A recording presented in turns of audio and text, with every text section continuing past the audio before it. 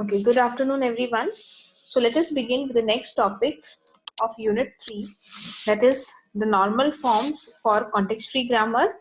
And after that, we will study the Chomsky's hierarchy of grammar. Okay, so what is a normal form of grammar is nothing but bringing the grammar into a particular format. Okay, so for example, when we are writing a research article, we try to format the article in the form of a particular publisher's requirement, right? So we have IEEE template, we have a different template for Springer. So we make this formatting, or we make use of a common template so that the exchange of data becomes easy, right? So in the same form, the grammar can be normalized using these two standard normal forms. One is the Chomsky normal form and the other one is the Greback normal form. Now here in this Chomsky's normal form, every production rule has to follow these three rules which you see on the screen. Okay, what is it? A non-terminal generating a terminal should be of this form always. Okay, so in a context-free grammar is said to be in Chomsky's normal form if all the production rules satisfy one of the following conditions. Okay, so either there has to be a single non-terminal on the right hand side of the production rule, always on the left hand side there is a non-terminal. Okay, so this is a non-terminal which produces or which can be replaced by something which is there on the right hand side in the production rule. So if you want to bring your grammar in Chomsky's normal form, you have to make sure that it either is a single terminal or it has two non-terminals. Okay, if it is a start symbol, then it can have S produces epsilon. So epsilon, considering it is a terminal, we allow, or we can use consider it as similar to this one, right? So all the production rules have to be of these two forms mandatorily. Similarly, in Greback normal form, the production rule can be either of this form where a non-terminal produces a single terminal symbols, okay, or a non-terminal generating a terminal followed by any number of non-terminals. Okay, so what is the other possibility in Greback normal form or GNF form? That in the production rule you can have a non-terminal, after that you can have one or more number of a terminal followed by one or more number of non-terminals. Okay, in CNF form it is a mandate to have two non-terminals compulsorily. In GNF you can have a terminal followed by one or more non-terminals. There is no restriction on the length. Okay, so all the grammar that we have written so far for various languages, we can convert them into these two standard normal forms. Now, how do we convert the grammar to Chomsky normal form? So there are certain steps that we have to follow. Okay, so the first step is simplify the given grammar. In the yesterday's session, we discussed how to simplify the grammar by eliminating the useless production, by eliminating the null production, and by eliminating the unit production. After you take the optimized simplified grammar, after that you start converting it to a CNF form.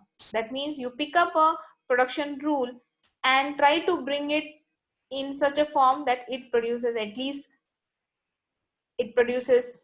at the max one terminal, or it produces two non-terminals. Okay, so what you have to check, we have to eliminate terminals from RHS if they exist with other terminals or non-terminals.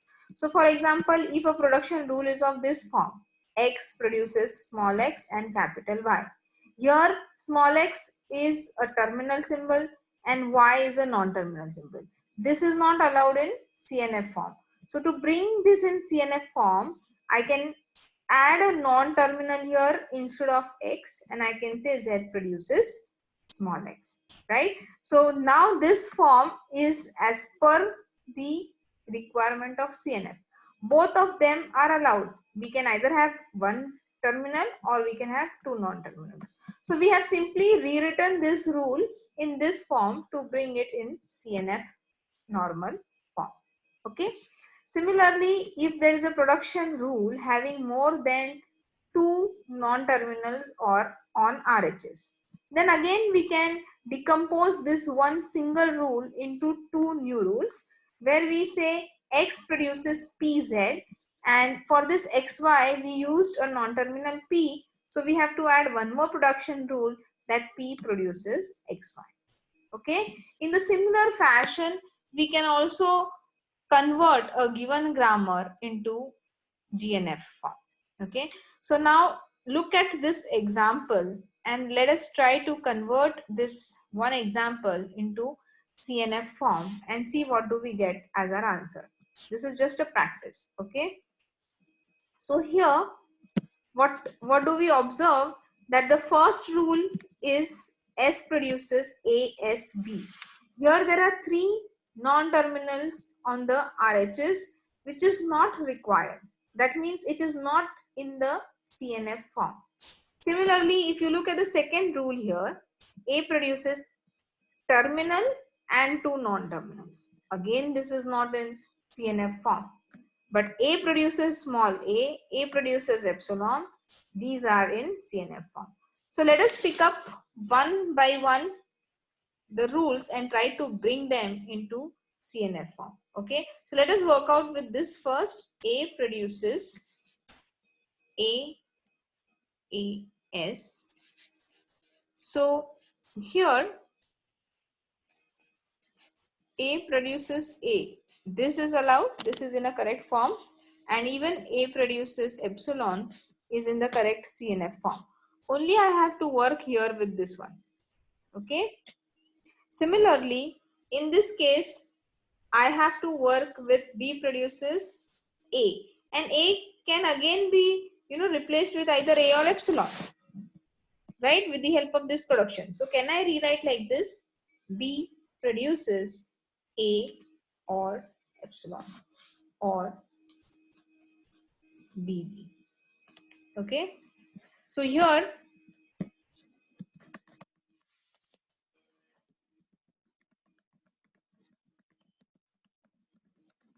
if I rewrite this, I have eliminated, first thing we had to eliminate the unit production. Okay, to simplify this, we have to eliminate the null production, we have to eliminate the unit production. That was the first step.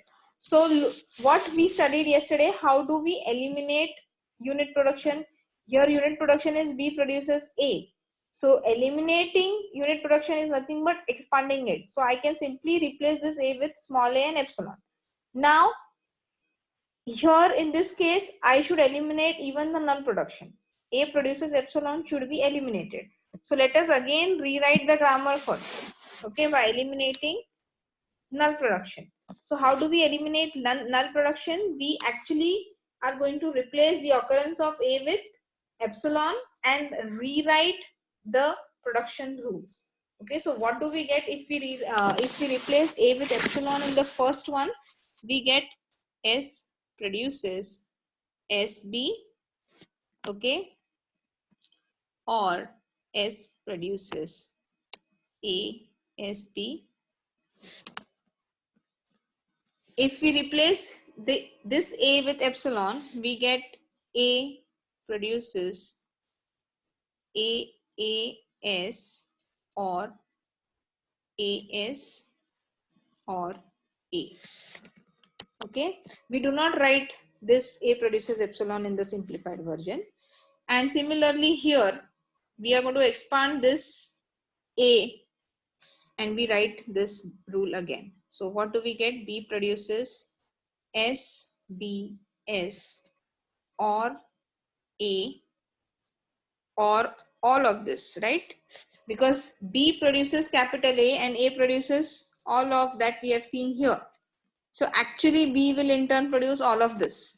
Okay, so B produces A, B produces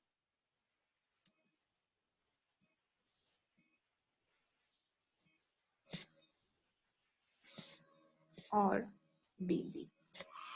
Okay, so this is a first step to convert anything in a form, any grammar in a particular form. We should first simplify it. Simplify means we have to remove non-reachable symbol, non-generating symbols, and we also have to remove the null and unit productions. Okay, now look at the grammar on the right hand side which I had just written. If I look at the first production rule, it is in CNF form. If I look at the second production rule, it is not in the CNF form. So what I can do is I can add additional rules to bring this one in CNF form.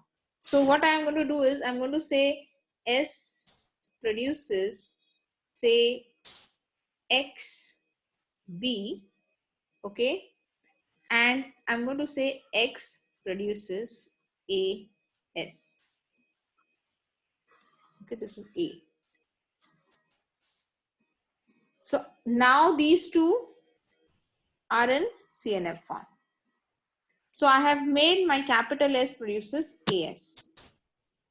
Similarly, look at this rule. Can I rewrite it again to bring it in CNF form? Yes. So what I'm going to do is A produces AX. Okay. So I replaced it AS with X with the help of my previous rule. Okay. And this is again not in the form. So we can again add more non-terminals to our rule. Okay, so we can say that A produces, we can add more. So I can add a very non-terminal PX.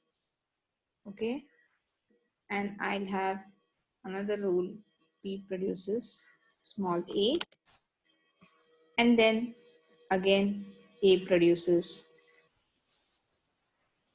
PS for this one. Okay, likewise we keep on rewriting the rules by adding more non-terminals to bring them in CNF form, and the similar kind of decomposition can again be applied for this non-terminal B. Okay, so we can again add some additional non-terminal here for this part and rewrite it. We have already did it for AS, right? So here we are going to replace it with PX. B produces PX. Okay. Here we are going to say again PS, and this BB. You have to add again one more non-terminal. Say Q produces B, and then you can say that B produces QQ. So this is what we are rewriting all the production rules to bring them in a particular normal form. So I'll give you one more example, which will be probably more simpler to understand than this one. You give this one a try. Okay, so S produces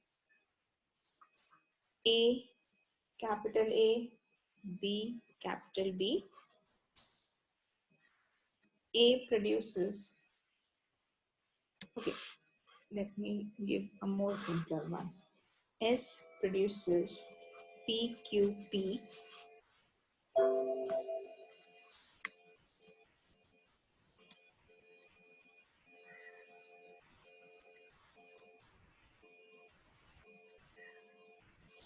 This is 0.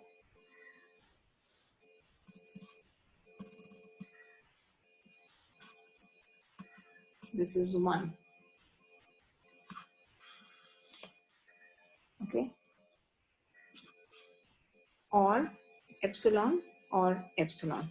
So first you eliminate the null production from this particular grammar. We're going to eliminate null production from this particular grammar. First, replace P with epsilon and write the resultant that you obtain. Replace P and Q with epsilon in all the rules and write the resultant that you obtain. Okay, so if I replace this P, I get QP. If I replace this P, I get PQ. If I replace this one, I get PP, right? So write all possible combinations. Even here, I get capital P produces 0, capital Q produces 1 if I replace P and Q with epsilon. So what is the resultant that you obtain after eliminating null production? I'm going to get S produces PQP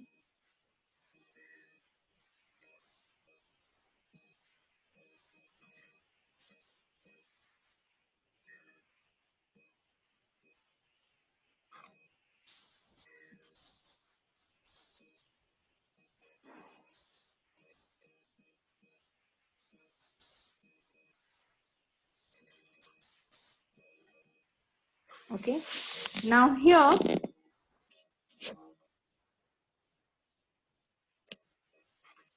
try to bring this grammar in Chomsky's normal form. Okay, so now let us try to bring this grammar in CNF form. So observe those production rules which are not in CNF form, and then try to convert them in the required format. Okay, so give it a try. I am giving you a few seconds. At least try to convert these two in CNF. Okay, and then these two production rules are already in CNF form. So any production, I'll give you a clue again here. So any production S produces PQP can be brought into a format of X produces YZ. How? I can decompose this saying S produces CP and C produces PQ. So now this particular rule has been decomposed into these two. Okay, and now these two are in CNF form.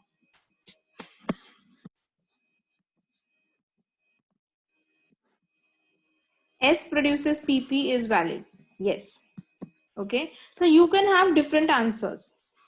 Only make sure that the production has to be in this form or it has to be in this form. Okay, where A is a non-terminal and YZ are, A is a terminal and YZ are two non-terminals. So this first one, we can convert it to CNF, right? So this one, this particular rule can be converted into CNF form by this kind of decomposition. This one is already in CNF, this one is already in CNF. What about S produces P and S produces Q?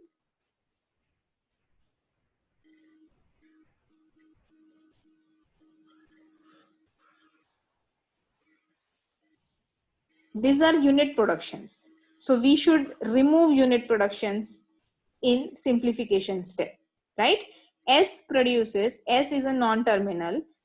A non-terminal produces another non-terminal is a unit production. So how do we eliminate unit production, students? By expanding it. So how do we expand? You simply use the value given in this rule here and write it. Instead of P, use these two production rules. Instead of Q, use these two production rules. Okay, so let us assume that we have now replaced this P and Q with these values for S. Okay, and let us try to bring P and Q in CNF form. Okay, so now in your solution, you please eliminate P and Q, which are unit productions for S, okay, and replace them with 0P or 0, 1Q or 1.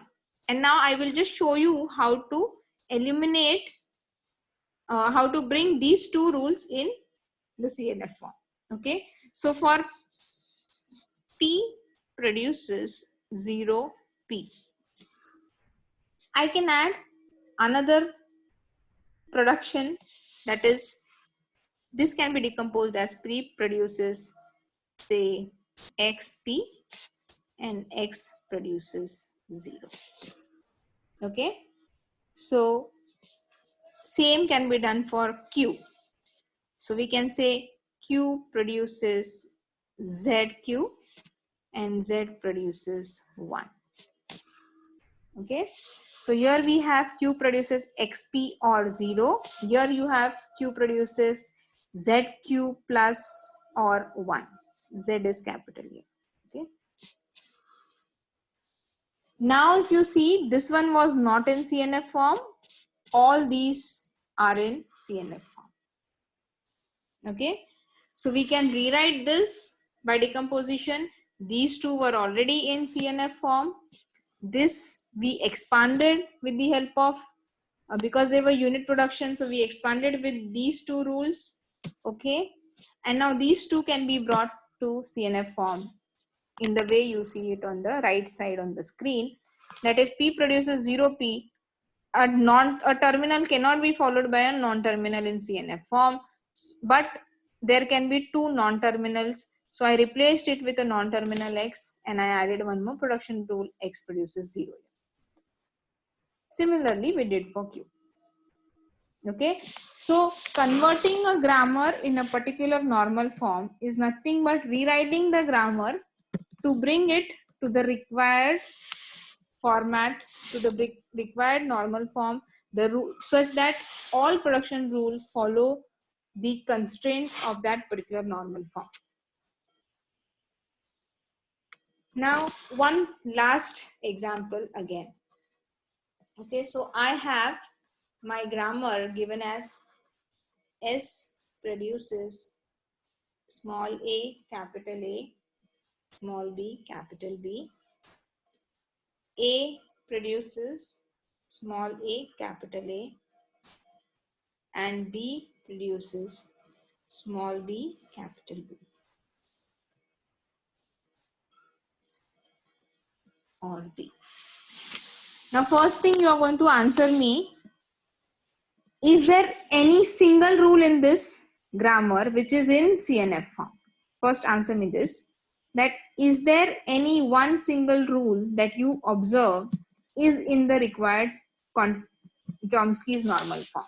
So what Chomsky's normal form expects, I am writing here, all the rules should be either of this form or it has to be of this form, where A is a terminal and YZ are non-terminal, and obviously everything on the left side is a non-terminal. Okay, so tell me any rule if you observe is in the Chomsky's normal form. How many production rules are there? 4 production rules are there. Yeah, so capital B produces B is in CNF, correct. Now we should convert the remaining into CNF form. Okay, so can we first begin with converting S? So we are going to pick up S here. S produces small a, capital A, small b, capital B.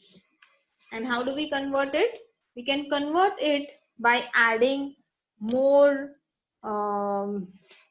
non-terminals to it. Okay, so what I'm going to do is I'm going to say S produces, say for this small a, I'm going to add here CA, A, CB and B. Okay, and then again this can be written as S produces C1 and C2. C1 produces CAA, C2 produces CBB. Okay, and these replacements for A and B, we can say that CA produces A and CB produces B. So this complete set is in CNF form now. Okay, this is just my intermediate step, which is not going to be part of my final step. So S produces C1, C2, C1 produces CA, C2 produces CB, and again CA and CB produces small a and small b. Yes, Arafat, you can have a different answer. Only make sure that your final, all production rules are following the constraints of CNF form. You can have a different answer. And what you have written is correct. Now in the similar way, we have already added CA for A and CB for B in our production set, right? Which we used in decomposing the production rule for the start symbol S. Now here, let us bring this in normal form. So we'll have A produces CAA because CA is already A here mentioned, right? Similarly for this one, we can have B produces CBB, and B produces B was already in the normal form. So given the previous one which I erased, along with these what you see on the screen in red are part of your final answer, such that every production is following the constraint of CNF form.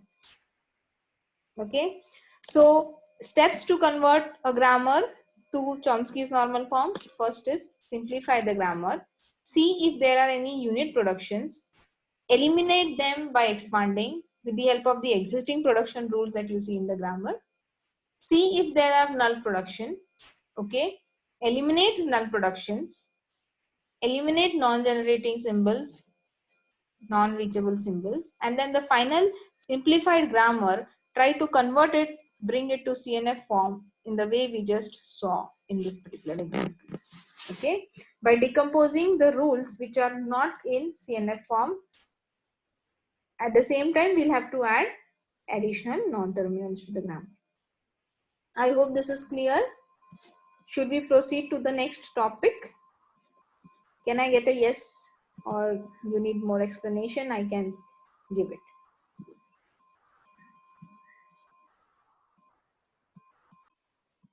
Okay. So thank you for your responses. Let me go back to my PowerPoint presentation. Okay. Now let us look at Chomsky's hierarchy in theory of computation. So this person Chomsky has divided all the grammars into 4 types. Okay, type 0, type 1, type 2 and type 3. Now just give me a minute. I'll put my laptop on charging.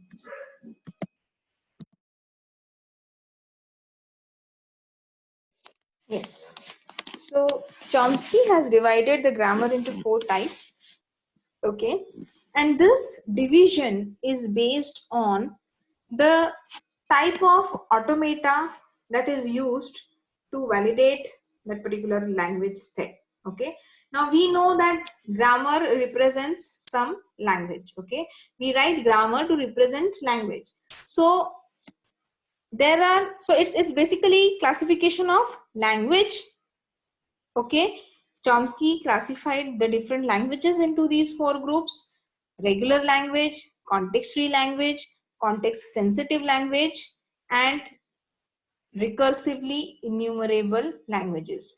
And then their corresponding grammars were classified as regular grammar, context-free grammar, context-sensitive grammars, and unrestricted grammar. Now this classification has been made on the basis of the type of automata which is used to accept the particular language or to validate or represent that particular language set. Okay, so far we studied finite automatas, right? We studied DFA, NFA, Mirror machine, Moore machine. All these are finite machines where there is no additional memory required. Okay, whatever is the previous symbol read, that information is there, and only one state is responsible for holding that information. No additional storage is considered in finite automata. So all the languages or all the problems that can be modeled with the help of finite automata are called as That language is called as regular language. We saw this in unit when we were studying unit 2, that what is a regular language. Regular language is a language which can be modeled or represented with the help of finite automata, for which we can draw a finite automata, right? And the grammar for this regular language is called as regular grammar, and Chomsky classified it as type 3 in his hierarchy. Okay. Similarly, there are other three types: type 2, type 1, and type 0. And for each of this language set, we require more and more higher-end automata, high-end automata to model them. Okay, so there are certain language, like the example of context-free language.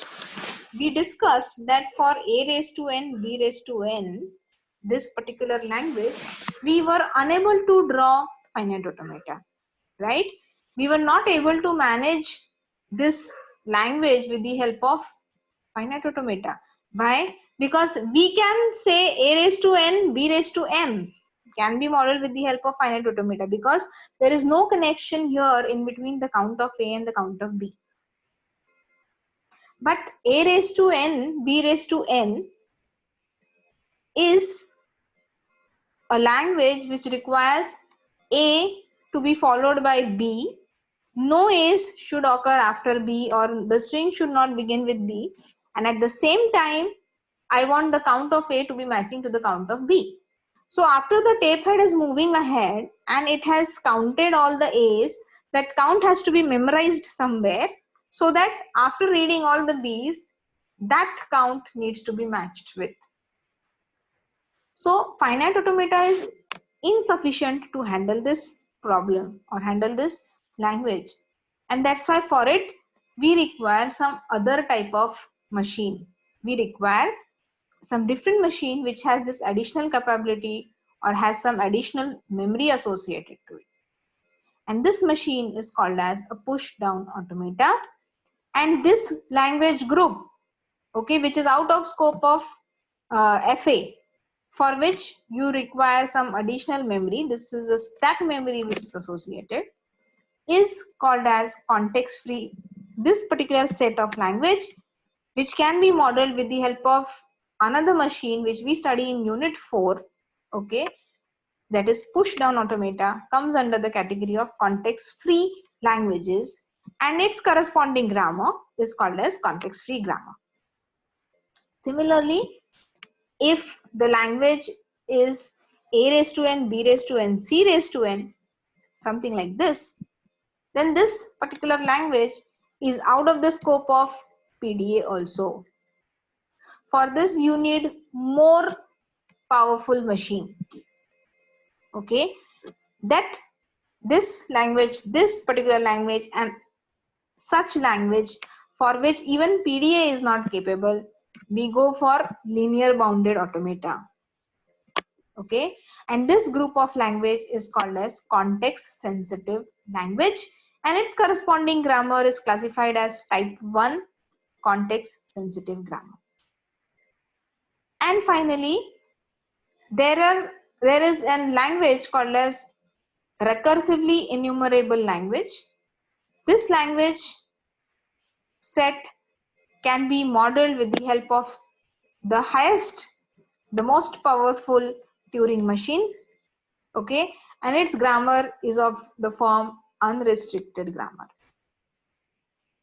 Now when we talk about this classification in terms of grammar, there are certain rules that we observe when the grammar is written, and now we are going to discuss what are the variations in the grammar of these different types of languages. Okay, any questions so far?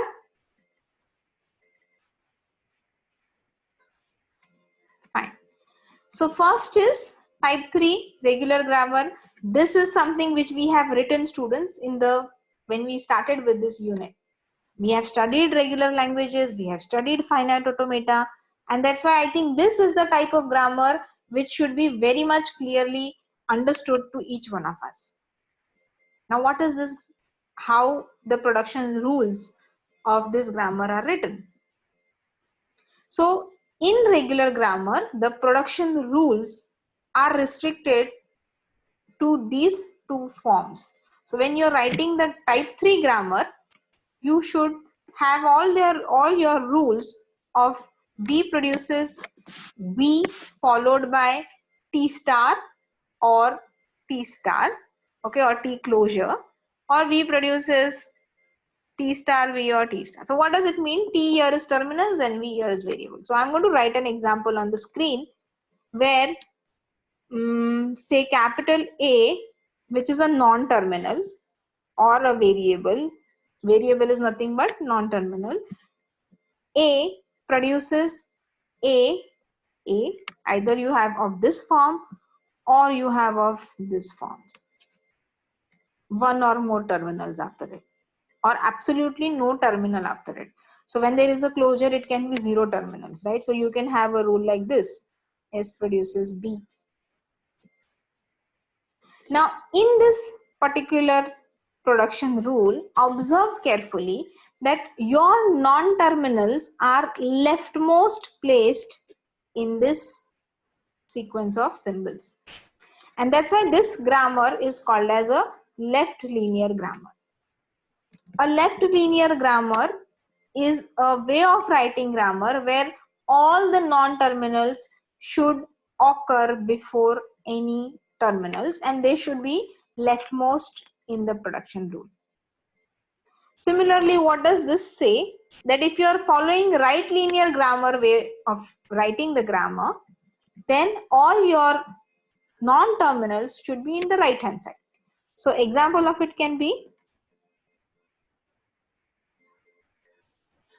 A produces AA. Here our non-terminal is on the right hand side, or A produces, sorry,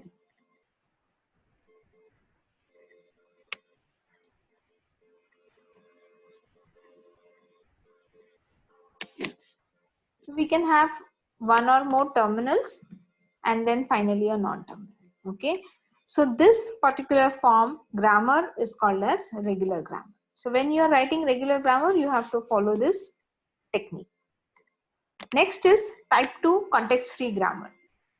In type 2 grammar, so I want to go back one more, I just missed this point. So what we observe here in this particular diagram is all type 3, type 2, type 1 languages in turn are type 0 language. Okay, this is the biggest subset of language group. Okay, all possible cases come in type 0. So definitely type 1 is included in type 0, type 2 is included in type 1 and type 0, and type 3 is in turn part of type 2, type 1 and type 0. Okay, so Turing machine is a machine which can be used to model type 3, type 2, type 1, any problem. But finite automata cannot be used to model type 2 or type 1 or type 0. Similarly, push-down automata, PDA here, can be used to model type 3 language, but it cannot be used to model type 1. I hope this distinction is clear. Now, going to the grammar here, in type 2, first of all, it should be type 1. Okay, means all the rules for type 1 should be applicable here.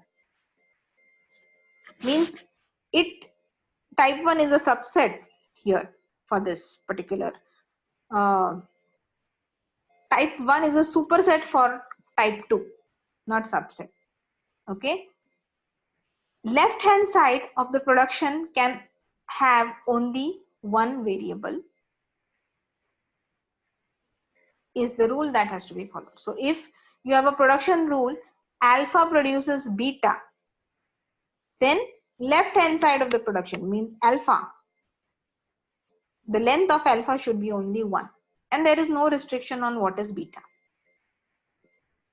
Okay, so for example, if you look on this slide, here are some examples given. So in this particular example, all the left hand sides are just one non-terminal, and these are from the same group which we studied in the beginning of this unit.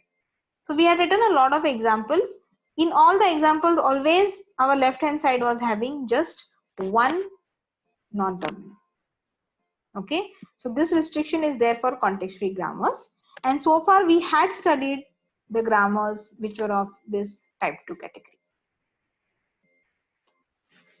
Let us see what is type 1. So in type 1, again now the restrictions, as we go in the top of the hierarchy, the restrictions are going to become more lenient actually. Okay, it's going to be more unrestricted form. So if you look at type 1, now what is type 1? In this case, if the production is of the form alpha produces beta, then the length of alpha has to be less than or equal to the length of beta. That is, the count of symbols in alpha is less than or equal to beta. So the number of, you can have more than one non-terminals on the left hand side.